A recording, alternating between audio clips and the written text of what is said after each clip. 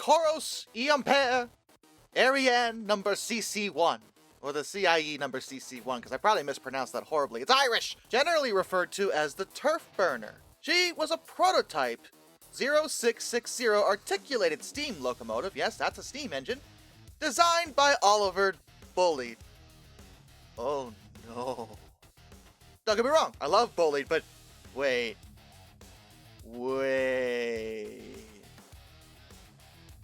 Bulleid, no! You did it again! He failed with the leader.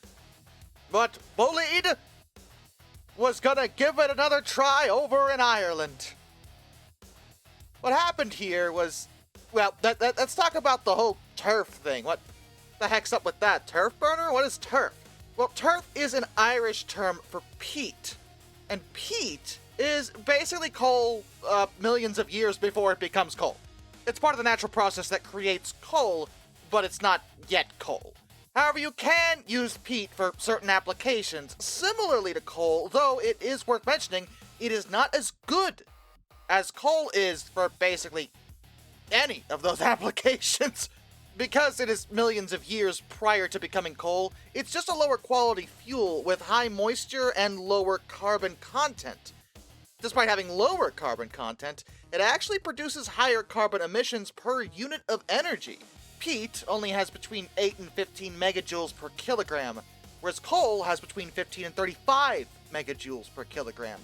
Coal is infinitely superior, but, especially in Ireland, peat is, well, there's a lot of it. And it's very easy to get because it's just in bogs. It's not deep underground, doesn't require mines. You still need to somewhat industrialize getting it out, but you can get it, so it's cheaper in some ways, but not quite as useful. Experiments with using this as fuel for steam locomotives started very early in Ireland. The earliest known attempt was in 1848 on the Midland Great Western Railway, and further experiments were conducted over the years, but nothing really, worked super well. It was never a routine thing, and even when they built specially designed engines to take advantage, they just weren't as good as the coal burners. Many didn't even last 10 years because at the end of the day, they just didn't produce as much heat as coal burning did. Even when we used wood over here in America, the only reason we did that was because we had a lot of trees everywhere, and we were trying to push out west and didn't have mines. As soon as coal became available, we immediately started using that instead, because it's just way better. Peat is a similar case, though I do think peat is more energy dense than wood.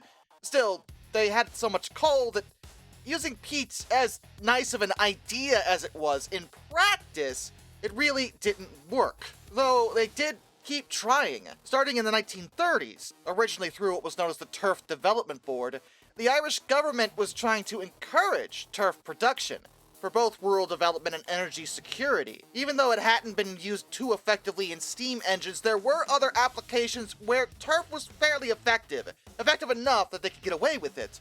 And after World War II, production was greatly expanded, and the Electricity Supply Board began to develop turf-fired power stations. It was pushed even harder in the winter of 1946 to 1947 when they were dealing with severe coal shortages. And that affected the CIE's rail services pretty badly. They hadn't started dieselizing yet, and they really only had the coal-burning engines. It further strengthened the push that, hey, we need something that isn't coal. They tried some experiments with oil firing, but never really committed to that in any significant way, abandoning the idea by late 1947 as coal supplies stabilized again. Another experiment was attempted in 1954, and it was about that time that Bulleid appeared. In terms of how he comes into the story, in July of 1948, a former Great Western Railway manager named James Milne was appointed by the Irish government to review rail, road, and canal transport in their country. Milne was being supported by 3 assistants as well as 3 technical assessors. Among the technical assessors, Bulleid was one of them. At the time, he was still the chief mechanical engineer of British Railway's Southern Division. They had retained him for a time, and the resulting report advised the rationalization of the steam locomotive fleet and the construction of new, standardized steam locomotives.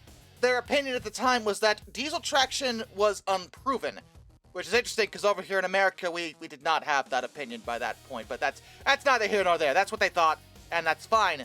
Bulleid would leave British Railways in September of 1949, and he moved over to Ireland to become the consulting mechanical engineer to the CIE. In 1950, he rose to be the chief mechanical engineer for them. And from the get-go, he was already looking at the turf burning idea. Ireland had a lot of it, and yeah, it hadn't worked before, but this is Bulleid. And he likes to think outside the box and do weird and wacky nonsense. And he did. He started conducting laboratory tests. Oh, yes, he had a secret laboratory. And using stationary boilers, he started collecting data starting in 1950. Preparations to convert an existing locomotive to burn turf began in early 1951. The converted locomotive was a Great Southern and Western Railway Class K3, a 260, number 356, originally built by the North British Locomotive Company as an 060 in 1903 and rebuilt by the GS and WR. She was chosen to be the turf burning project's testbed and was heavily modified with a new firebox and two Krusty-type feed water heaters, one on either side of her boiler. Those allowed her to use heat from exhaust gases to heat boiler feed water. The idea was to compensate for turf's inefficiencies. If she could also get heat from the exhaust gases, that would kind of close the gap between turf and coal. Preheating coils were also located in the tender's water tank, and a chimney was positioned at the rear of the tender. They fed turf to the firebox via an auger, but the problem was there was actually no means of regulating that process whatsoever. Trials began in 1952, and she had trouble steaming, so they installed a forced draft fan to try to help her out, but the results were still very mixed, and she was scrapped in 1957. But Bulleid still pressed forward to create a standalone turf burner, built from the ground up. He figured if he did that, then that might actually be better than modifying an existing engine. And he did go through several different ideas to try to make it work, and rejected some concepts as well. He originally considered an 0440, but changed that to an 0660 instead. And while the steam engines would be mounted on the bogies just like with the leader, originally he thought about mounting them to the main frame instead and driving the bogies via gearing. He also originally wanted to use sleeve valves just like with the leader, but he started experiencing political pressure from the Irish government who wanted him to actually make some progress with this. So he said the heck with it and just went with regular piston valves rather than getting too fancy. The final design does bear somewhat of a resemblance to his leader class. The CC1, otherwise known as the turf burner, was a double-ended tank engine on two 3-axle bogies. A CC wheel arrangement, all the wheels were driven by a 2-cylinder steam engine via a chain drive. Yeah, he did it again. I don't know what you expected. But the CC1 had a double-ended boiler, comprising 2 square barrels and a single central firebox, which was not how the leader worked. Both turf and water were supplied from bunkers and tanks at either end of the locomotive, and augers were once again used to feed turf from the bunkers into the firebox, where she had 2 mechanical stokers. That's an improvement. That right there is much better. Between the bunkers and the boiler were the cabs and a smoke box and superheater for each boiler barrel. Hot gases were ducted from the smoke boxes to feed water heaters and then to induction fans, which were driven by steam turbines, believe it or not, prior to being exhausted out of the locomotive's 2 separate chimneys. Yes, she had 2 chimneys. Though not originally fitted, she would eventually be given spark arresters because she needed them. And the overall layout actually more resembled a double fairly in her way. I mean, not outwardly, but internally, if you look at her blueprints, she's kind of like that. Though technically she did only have 1 boiler, just double-ended. And her buffers and draw gear were mounted on her frame, not the bogie. But given it's clear where Bulleid had gotten a lot of these concepts, inevitably people would compare the CC1 to the leader. Both designs were 0660 tank engines, with twin cabs, and both had bogie-mounted steam engines driven with those frickin' chains. But the CC1 was shorter and lighter than the leader had been. He had gotten the weight down, The CC1 only had 2 cylinders per bogie, as opposed to the leader's 3, and they were smaller than the leader's as well. The driving wheels also weren't as large as the leader's either. The CC1's cabs are also inset from the ends. As I mentioned, she had a double-ended boiler, but the leader only had a single-ended, and that boiler was not only centered on the locomotive, but also centered in both directions. The boiler wasn't offset whatsoever, which had been a major issue on the leader. The leader only had her fuel bunkers and water tanks at a single end, whereas the CC1 had them on both, and the CC1 didn't have sleeve valves, like I said. She used regular piston valves. And since the CC1 used heat, well, she needed the augers, as well as the mechanical stokers and induced draft fans, which the leader didn't... Well, I was gonna say didn't need, but given her problems, I think I mentioned it in the video about the leader, she probably needed a mechanical stoker at the bare minimum, but either way, she didn't have one, but the CC1 did. She first steamed up in July of 1957 and began at mainline trials the following month. Between August and October, she ran over 2,000 miles, with most of the test runs being performed on the Dublin-Cork main line. It was found that she didn't really like sharp curves very well. The bogies weren't really cut out for those, but as long as she was on a track with only gentle curves, she actually rode quite smoothly and seemed like a pretty good performer, with speeds up to 70 miles per hour. Turf consumption and noise levels were actually favorable, but she did have problems. Not as many as the leader, but some problems. I mentioned they had to install spark arresters. They didn't think about that. But Pete is way more willing to throw sparks out when compared to Cole, and that was a problem, so they were like, okay, we should probably do the spark arrestor, so that was fixed. And while her peat consumption was pretty good, her water consumption was very high. The boiler's double-ended setup and sectional construction gave rise to multiple problems, as did her twin regulators and her reversing gear. Additionally, when operating at the number 2 end, not the number 1 end, the number 2 end, the driver and fireman were positioned on the same side of the locomotive, meaning that they couldn't see the other side, and they needed to sometimes for, like, signals, which are important. Steam and smoke also made that worse, until they did install smoke deflectors, which solved that problem. And there was leakage in the drive chain's oil baths, which, yeah, you knew that one was coming. But I think it's clear, and you can see that this is working better than the leader. Bulleid is making progress. But sadly, it again wasn't to be.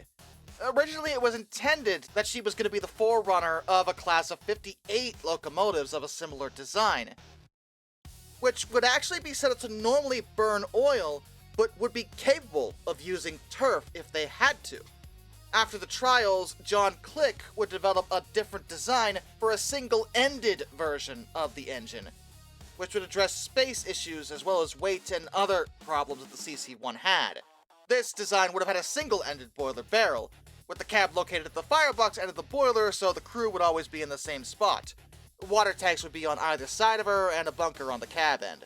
But this was never built. After she was tested, the CC1 did actually make a few revenue trips, hauling transfer freight trains in the Dublin area. Unlike the leader, who never hauled revenue service, the CC1 was given a shot. And she did alright, but she still had her problems. Bulleid himself even got to drive her on trips between Inchicore and Clondalkin for visiting dignitaries during a meeting of the Institution of Locomotive Engineers in 1958. But he retired that same year, May 30th, and with him gone, well, the Irish government had no reason to continue pushing the CC1 anymore. They had just gone along with Bulleid because he was the expert, but because he was gone, well, they weren't going to continue things. In December of 1958, the CIE formally abandoned the project, with her finally being withdrawn in 1963, after they received an order of the CIE 141 class of diesels from EMD. The CC1 would be scrapped, though it isn't clear exactly when. Several sources say she was officially broken up in 1965, but her boiler was retained for stationary use and her chassis lasted until at least the 70s, possibly as late as 1975, and was even photographed once during that time. But nowadays, Oliver is gone. And I'd say that's a shame, but I don't have to because a retired CIE executive said it was a shame, or rather, a pity, because he felt that such an oddity deserved preservation, and I would agree. The CC1 clearly took steps to address the many difficulties the leader suffered from. She was held back in several categories, and that chain drive still never worked. But she was better. She did do certain things right. She was interesting, and actually put in some time during revenue service. For such a strange locomotive, that's a pretty big achievement. And it's kinda sad she's gone. As for Bulleid, well, he enjoyed his retirement, moving back to England for a time. He would be awarded an honorary doctorate of science by the University of Bath in 1967, and then right after that, he moved to Malta to enjoy the final years of his life. He would pass away in 1970 at the age of 87. Till next time, this is Darkness, and I bid you all a fond farewell.